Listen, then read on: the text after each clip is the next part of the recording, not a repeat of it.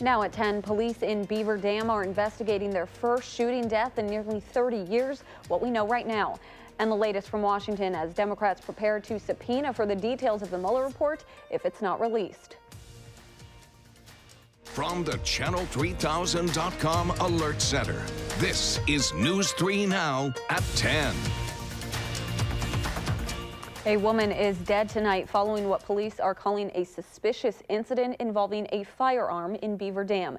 Adam Duxter is live on 3rd Street in Beaver Dam with what police are saying tonight. Adam. Well, Amanda, earlier today, this quiet street in Beaver Dam was flooded with first responders after a 911 call for shots fired.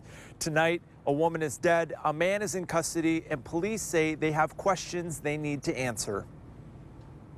Who live on 3rd Street in Beaver Dam say today's police presence unlike anything they've seen before. Really quiet neighborhood. Neighbors know each other and take care of each other, and don't expect to see anything like this on a quiet street like this. This is an isolated incident. This does not happen in this block of 3rd Street. This is not what goes down. It's very, like I said, very quiet. Around 3 o'clock this afternoon, police were dispatched to this quiet street after a 911 call of shots fired.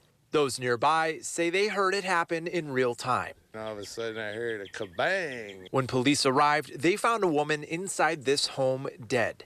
They say several other people and a child were inside the home at the time and that they took one man into custody.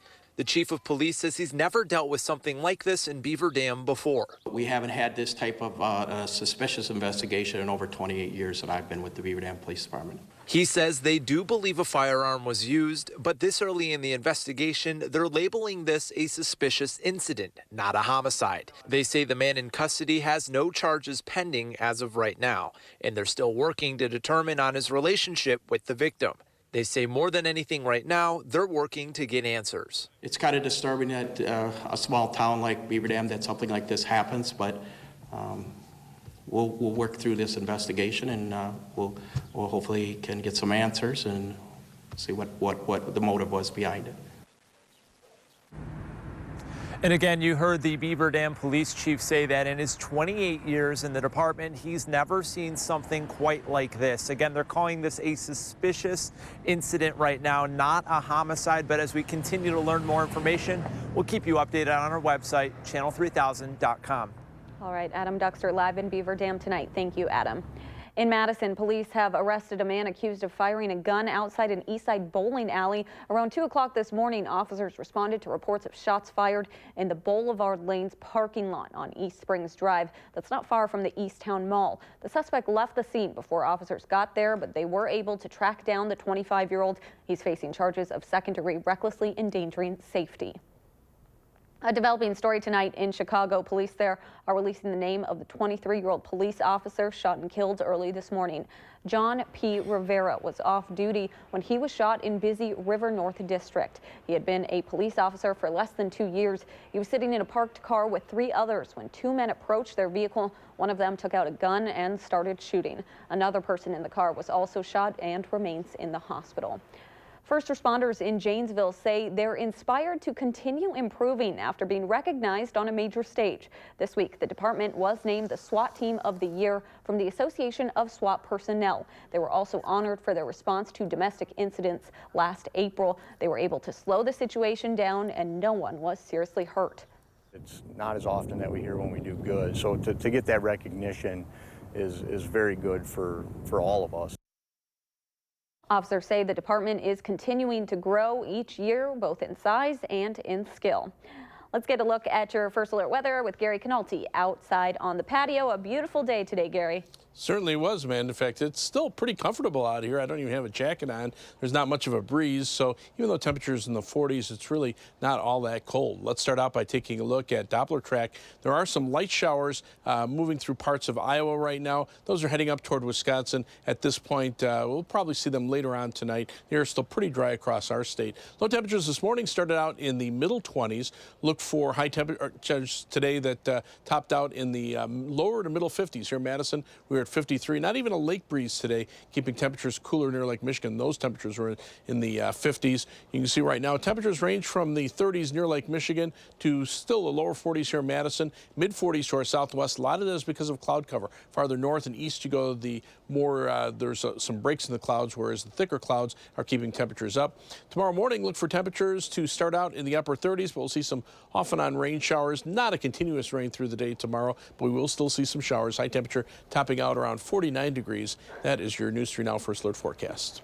Thank you, Gary. The White House says President Trump has not been briefed yet on the contents of the Mueller report. It remains in the hands of the Attorney General and a small group of staffers who have been analyzing it and deciding how much of the confidential report will be released to Congress, the president, and the public. Mulangi has the latest from Washington, D.C. Attorney General William Barr headed to the office Saturday morning to read and process Special Counsel Robert Mueller's final report. He's expected to deliver a summary to Congress before the end of the weekend.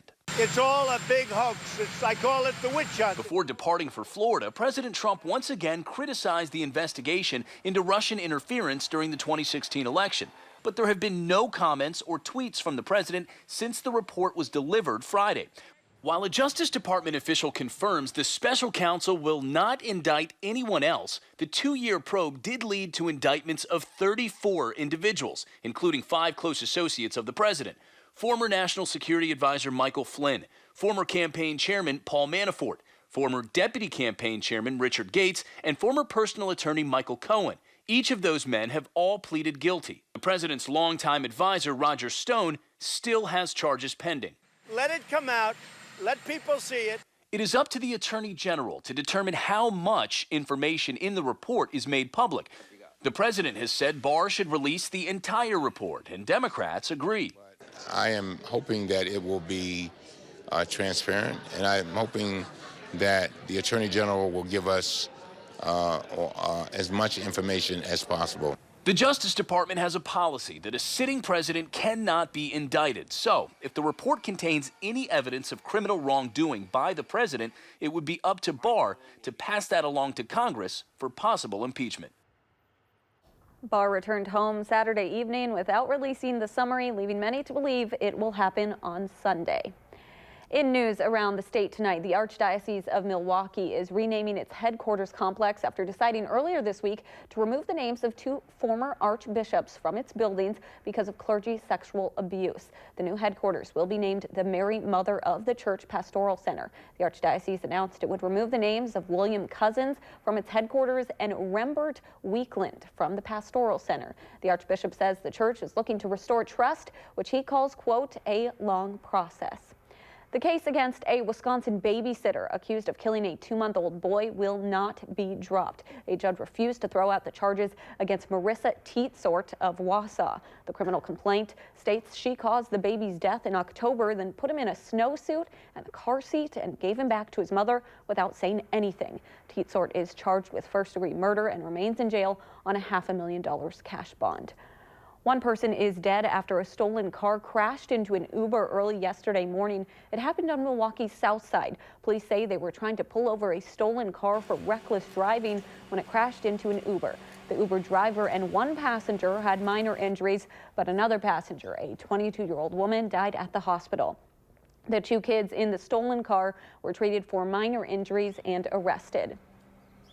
More local news now. In celebration of Women's History Month, several Wisconsin women of color gathered to honor members of their community. 5 women were honored for their achievements by the Wisconsin Women of Color Network. An award was given to a woman representing each community of color: American Indian, African American, Asian American, and Latina, along with a Lifetime Achievement Award to Malele Chikasa Anana, the founder of Umoja magazine. She says potential is unlimited with passion. If you want something to happen, it has to be with persistence. You have to go with it with gusto, with everything you have. You gotta dream big. You gotta see what you even can't see. And that's what passion is all about. The Wisconsin Women of Color Network's mission is to assist women of color access to educational resources such as healthcare, social services, and political participation. They also give scholarships to students of color pursuing post-secondary education. With mass shootings becoming more and more common, people want to be prepared should tragedy strike. Community members in Plain received training on how to handle active shooter situations and bleeding emergencies through drills, scenarios, and hands-on practice making tourniquets. Trainees will be able to bring what they've learned back to their communities and serve as an active bystander in emergency situations. We just take people through what we used to teach was traditional lockdown, where people just sit and do nothing. And really the main thing we're trying to get people to do is do something. By doing something, it's going to raise the chance of survivability. The training program was presented by the Sauk County Department of Emergency Management and the Stop the Bleed campaign. Coming up, we do it to avoid germs and the spread of disease, but Consumer Reports shows us how to properly wash your hands to avoid the flu.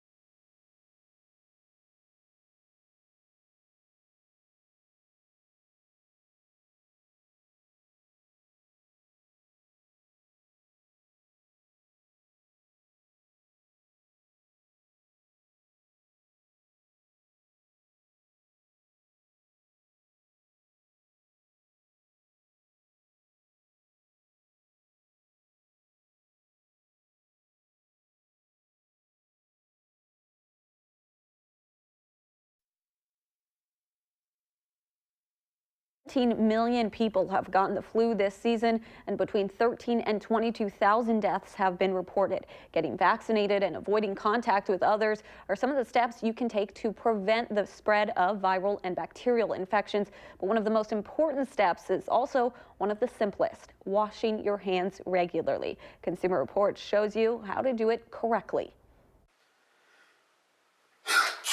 In the height of flu season, registered nurse Gloria Luciana can see more than 10 sick patients each day. To avoid getting herself and others sick, she does one very simple thing between patients. It is really important to wash the hands in order to prevent the flu and also to prevent to the other diseases. Because hand washing is really important. It's the first thing that we have to do. That's because a typical hand can harbor more than 150 different species of bacteria. If you don't wash your hands, especially if you're sick, you can pass along germs to food you may be preparing, doorknobs, tabletops, toys, even other people's hands. Then those germs can get into the body when you touch your face, your nose, your mouth. Of course, there's an easy solution, but the Centers for Disease Control and Prevention, or CDC, recommends washing your hands in a very specific way. First, wet your hands with clean running water. Close the tap, then apply a generous amount of soap and begin rubbing your hands together. Between fingers, in each finger, between fingers,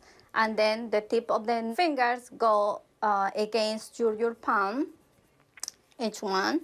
And then you have to wash also your nails. Scrub the top of your hands and your wrists. Do this for at least 20 seconds. If you don't have a clock nearby, sing the Happy Birthday song. Soap and friction can help lift dirt and grease and germs, including ones that cause disease, off of your hands so that they can be easily rinsed away by running water. Dry your hands with a paper towel or air dry them. If using a paper towel, use it to close the faucet. The CDC says washing your hands with soap and water is the best way to reduce germs on the hands, but if soap and water are not available, you should use a hand sanitizer with at least 60% alcohol. Well, it's a sport we don't often think about until the Winter Olympics, but some of its best participants are in Verona this weekend. For the third time in 5 years, the U.S. Speed Skating Short Track Nationals are at the Verona Ice Arena. Athletes from across the country, as well as China and Canada, are also here this weekend. Organizers say it's a great opportunity for young speed skaters to get to meet Olympic caliber athletes. The kids really get to watch some of the elite skaters race, and the older skaters also get to cheer on the kids. If you want to check it out, there are still some races going on tomorrow. All right, let's get a look at your first alert weather. Gary Canalti has more on the rain that's coming our way this week. Well, at least it's rain. You know, looking at those ice skaters, we went through about half the winter where we probably could have been ice skating outside, but now we're starting to melt some of the snow and ice. Right now, the precipitation that's been showing up across the country primarily has been in the form of rain and even some spring-like thunderstorms. Some severe weather over parts of Arkansas and Oklahoma. Pretty soon it'll be severe weather season here, but right now we're on the northern fringes of that system. Just some light showers pushing through Iowa that have been fizzling out before they reach southwestern Wisconsin. Eventually, we'll see a few of those showers reach us. Snow continues on the ground across much of the northern portion of Wisconsin into northern and central Minnesota.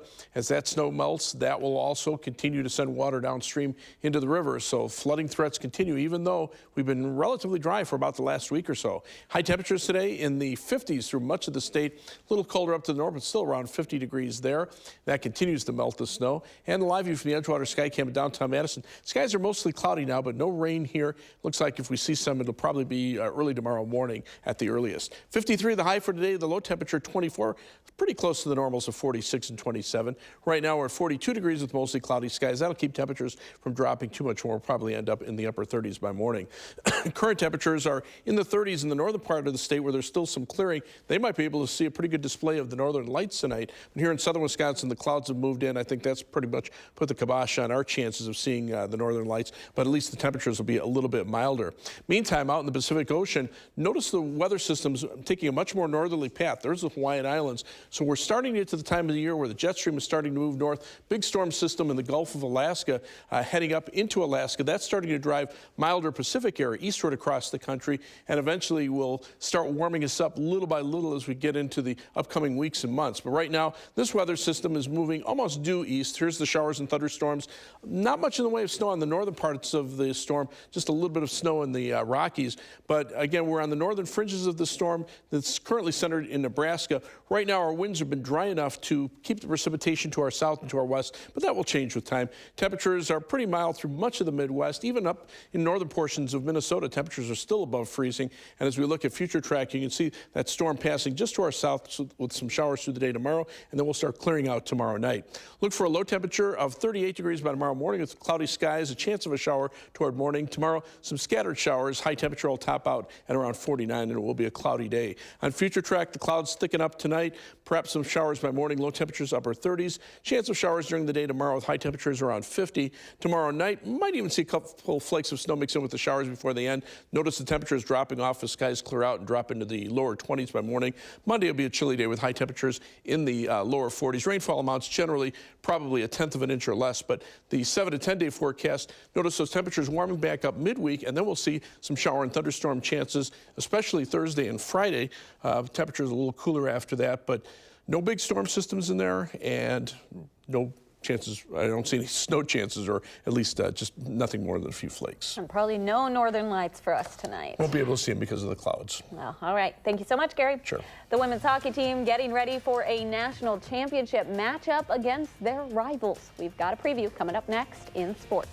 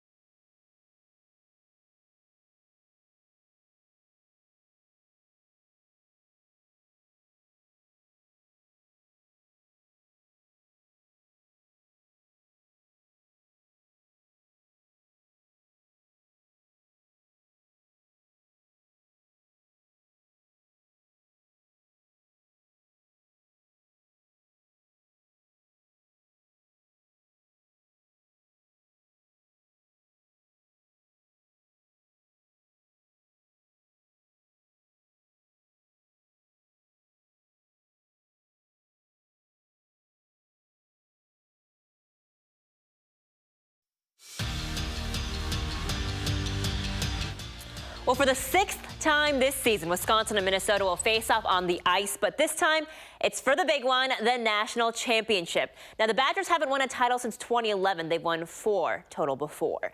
The Badgers hold the edge over the Gophers for the season. They've won 3 of the 5 games so far. That includes the WCHA Final Face-Off Championship game.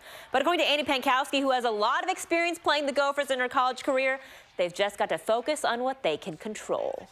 I think we have to think about ourselves, and they're a friendly foe, so we know them pretty well, and we just got to get a little rest and get back to our game. Both teams know each other, and they're tight games, they're competitive games, and they're very entertaining, so it'll be a good, fun Sunday.